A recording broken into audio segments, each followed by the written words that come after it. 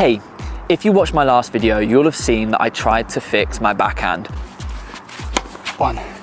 Oh, good start. Well, today I'm going to take you on court for a 30-minute serve practice where I try to fix my serve problems. You'll get to see how I like to structure a productive serve practice, and as a bonus, you'll see some of my technical flaws and how I try to fix them. Let's go. So first of all, like in any practice session, especially when serving, it's vital that you warm up and that you warm up the muscles that you're going to be using. And for the serve, we're actually using a lot of muscles that we don't really use in day-to-day life, specifically your rotator cuff. I like to use a resistance band. You can see this is quite a thin one, quite lightweight. And I'm just going to go through just a few warm-up exercises that are going to get my shoulder ready for a good serve practice. Now, as I said, this serve practice is going to be about 30 minutes long. I actually don't suggest doing any more than that, because anytime you go past the 30-minute mark, you start to lose form and you start to tire. So I would recommend anything up to 30 minutes is good.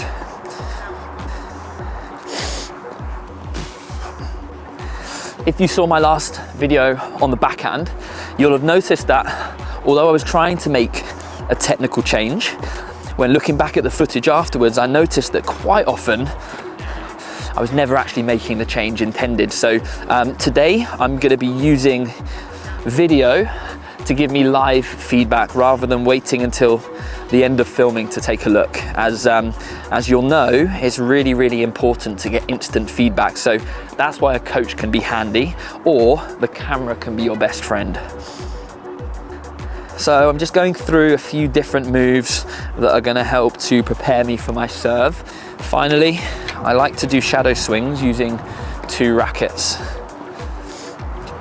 Something that I started doing as a junior.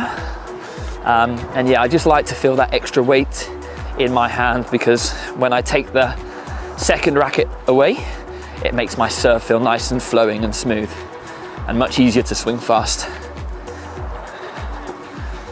Okay, so let's hit some balls. Now, as I mentioned, I have a couple of technical flaws within my serve, and I'm actually not going to talk about those until I finish my warm-up. So if you can spot a technical flaw before the end of my warm-up, drop it in the comments. I'm sure you're going to spot plenty. So when it comes to warming up my serve, there's 2 different ways that I like to do this, and they're both progressive. So I'm going to quickly show you through both of them. So first, I like to do what we call step-back serves, which is where I start on the service line.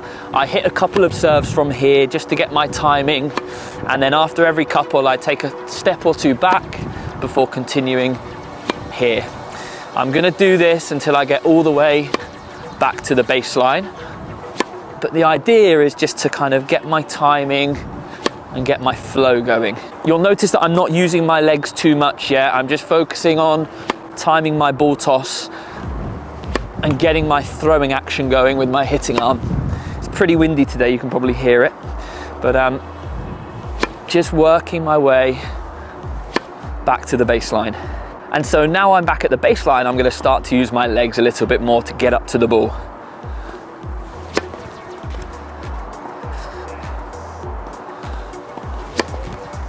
Another variation of step back serves is 1 to 10 serves, where you start straight from the baseline and your aim is to hit your serve at a 1 out of 10 speed, so a very slow 10%. You'll do that for 2 or 3 serves. Again, just really focusing on your timing, and then after a couple you'll go to 2 out of 10, 20%. And then a 3 out of 10.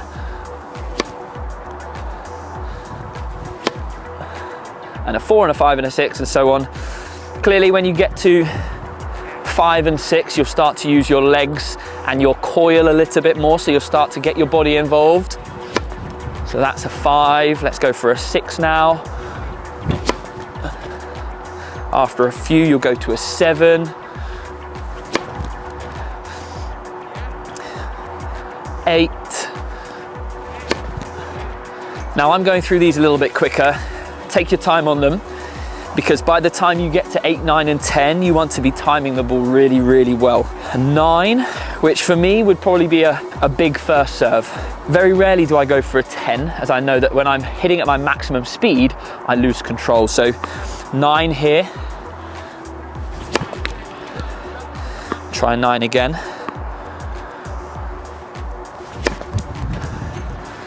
And then we'll go for a 10. And we'll do a few of these. So this is at full speed. Got some ladies as targets over there. Nearly got them. And again. Good, so feeling fully warm now. Use one of those two variations, whether you want to do step back serves or 1 to 10 serves. I actually think I prefer 1 to 10 serves, as by making those small adjustments incrementally on your serve can give you a really good feel for your timing. But yeah, to put things into context, my serve is actually one of my weapons. It's, for my height, quite a big shot. I serve between 180 and 190 kilometers per hour on average on my first serve. So I'm actually able to use my serve as a weapon already, which is probably why I haven't made any technical adjustments to my serve since starting coaching, as I'm not competing that much anymore. But for the purpose of this video, I'm going to point out the main technical flaw that if I was competing, I would probably try to change. And then I'm going to show you how I would go about making that change in this session. What you may or may not have noticed within my serve is that when I get into my loading phase here, my back foot actually turns to point backwards, which means that as I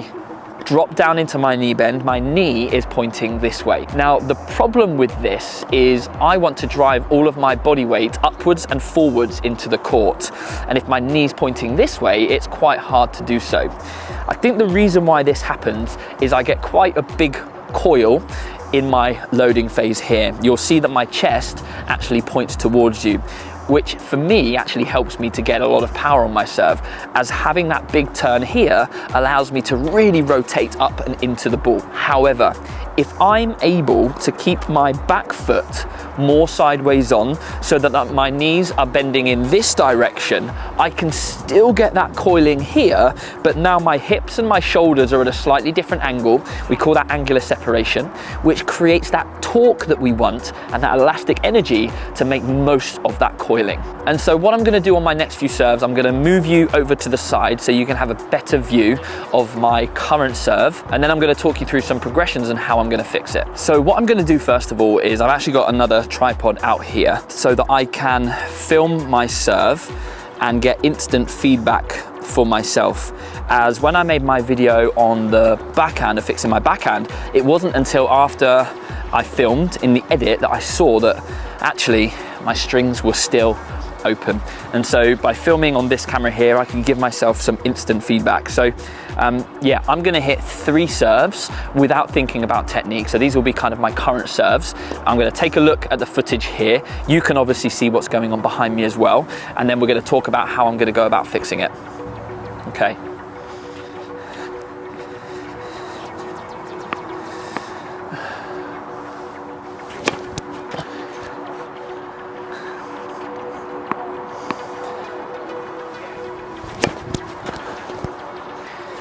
One more.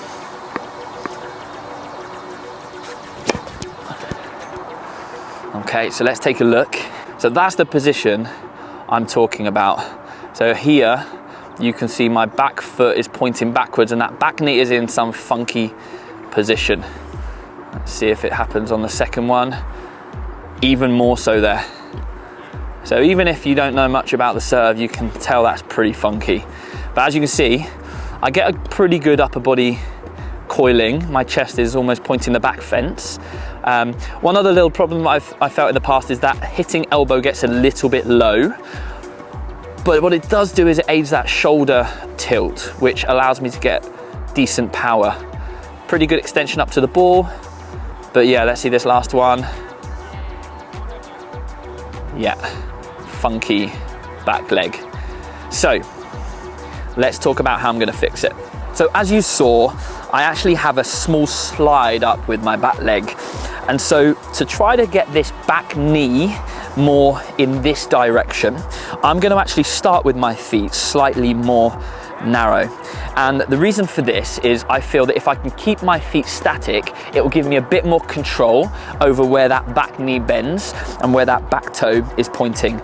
when I'm all the way back here, I feel that that drag actually encourages that back knee to bend out. So let's start a bit more narrow, and I'm gonna go slightly slower with my swing to really focus on this back knee position.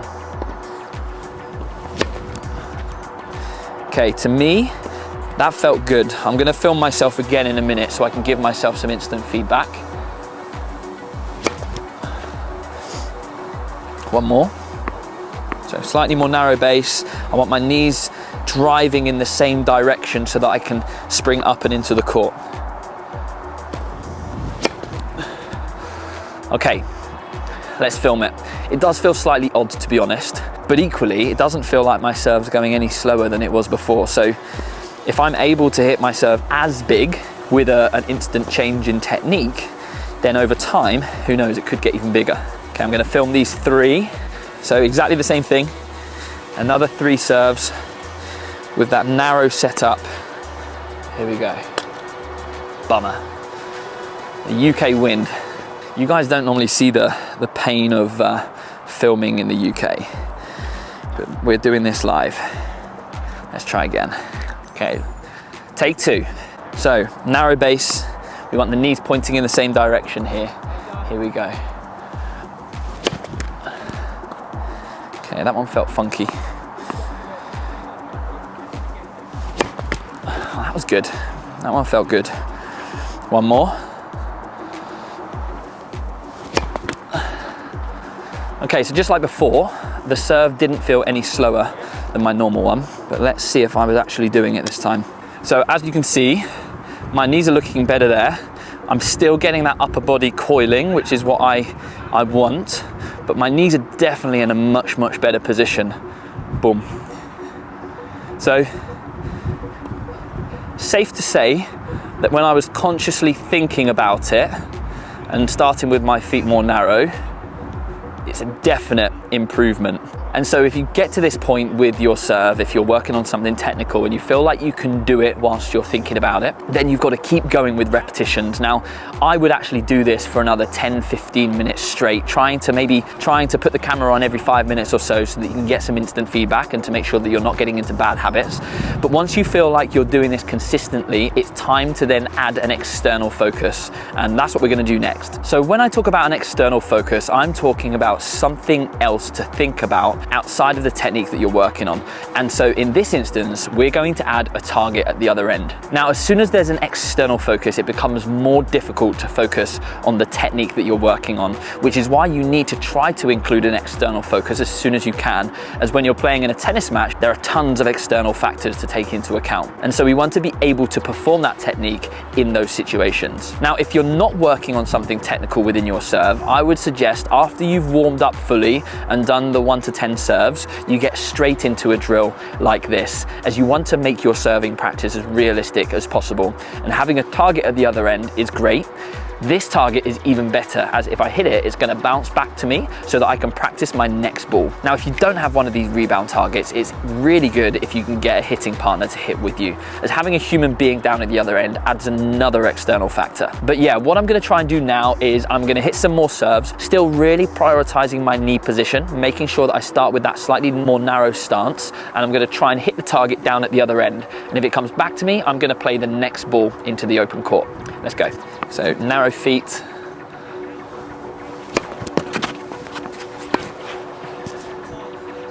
Okay, that's a pretty good start. We'll go again.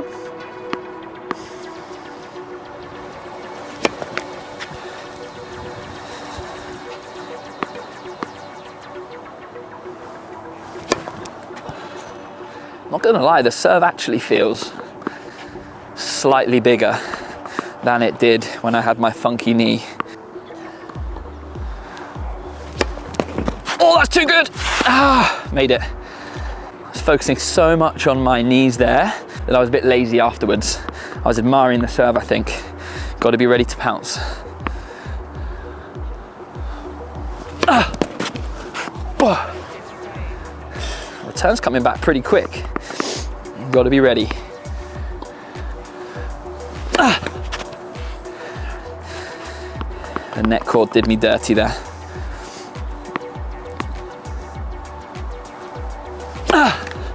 Let that ball drop too low. We go again. Yeah, as I mentioned earlier, if you can get a camera to the side of the court and just check in on your serve every now and again, it's really going to help you to make sure that you're getting that technique right. I can actually feel that my knee is in a good position, as it feels a little bit weird. As I said in the last video, if it feels normal straight away, it's probably because you're not changing anything.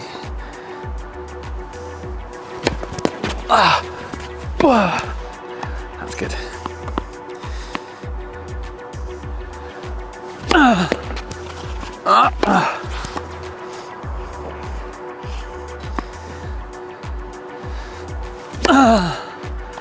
You can see how much more realistic this is by adding the rebound target in. Can get into bad habits if you're practicing without the ball coming back. As earlier, when I was really focusing on this, I was landing and stopping. And we know you can't do that in a tennis match. So this is far more realistic.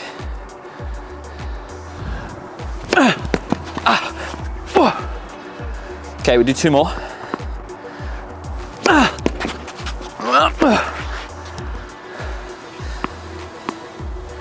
Got to remind myself about that narrow base. I nearly went back into the wide stance, which I think led to this. And I don't feel like I'm losing anything from making my base more narrow. If anything, I think I'm more able to get up to the ball than I was when I was a bit wider.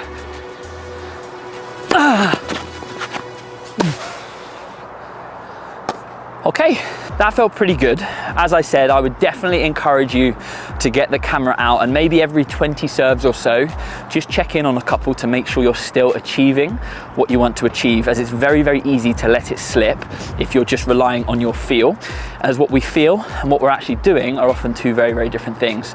And as I'll say, I'll repeat it again, if you're trying to change something technical within your game and you have a go at it and it feels normal and good straight away, it probably means you're actually not making that change. It should feel a bit odd, it should feel weird, as you're changing a habit. And so for me, being on the tennis court every day of the week, I'm quite in tune with how things feel and what things are changing. And for me there, it felt like I was definitely more narrow.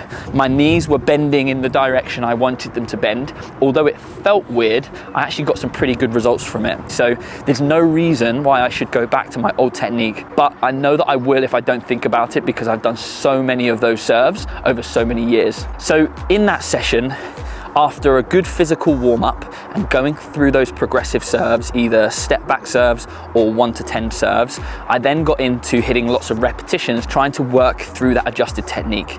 If you're not trying to change something technical on your serve and you just want a good serve practice, you can skip that bit and add the external focus straight away. If you don't have a rebound target, just a normal target is good, but if you've got a hitting partner at the other end, that's definitely going to help you. The next step, which I can't do right now as I'm on here on my own, is to put it into practice in a competitive situation, which again adds another layer to that external focus, because now you want to win. And as soon as you focus on winning, everything else goes out of the window. So it's really, really important that you focus on the process and trying to do the thing that you want to achieve rather than focusing on the win. And if you're missing serves as a result of changing your technique, remember these are good mistakes, because in the long run, they're going to make your serves better. And so what you need to try to weigh up is what is more important to you right now. Is it winning the match or improving your technique? And if it's winning the match, that's fine. You can forget the technique and try everything you can to win. But if you really want to improve your game, then it's important that you get tons of practice matches in so that you can focus on the thing that you're trying to achieve. One thing I will say is when it comes to technical changes, please take advice from your coach, as the serve technique is so complicated and is very personal to you. Although my technical change looked pretty simple, it's because I've been aware about it for years and I've toyed around with making this technical adjustment in the past before. It's also important to understand that I'm actually not going to fix it within this 30-minute session. It's going to take me tons more time to get this to become automatic. So if you really want to make a technical adjustment within your serve, be patient, it's going to take time. So I hope you found that video useful. Thanks as always for watching all the way to the end. If you enjoyed it, hit that thumbs up button, and if you haven't done so yet, I'd love it if you'd consider subscribing so that you can see my future videos. Thanks again, I look forward to seeing you in the next one. Take care.